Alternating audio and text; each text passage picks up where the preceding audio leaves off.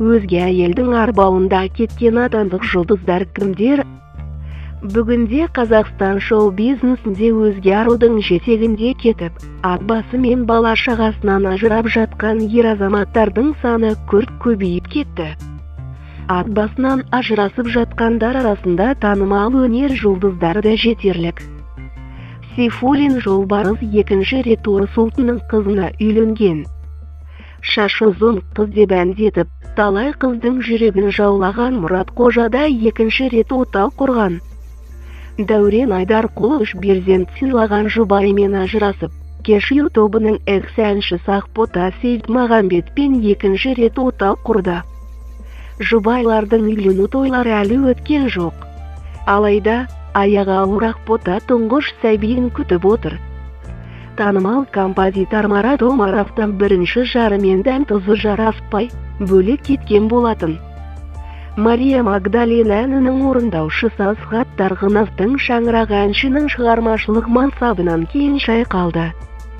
Жақында ғана Асхат жас қызға үйленіп, шетелде балайын өткізіп келді.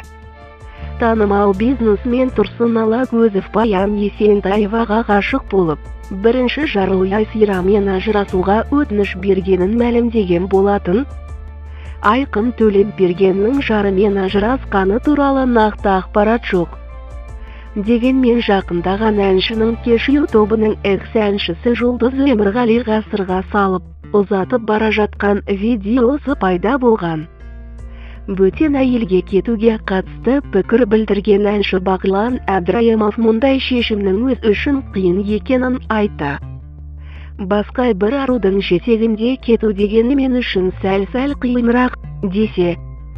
Қайрат Нұртастың анасы Гүлзира Айдарбекова ер адамдардың ойарандыққа кетпейді, көбіне мұндай әрекет қыздардан шығады, деп пікір білдірді.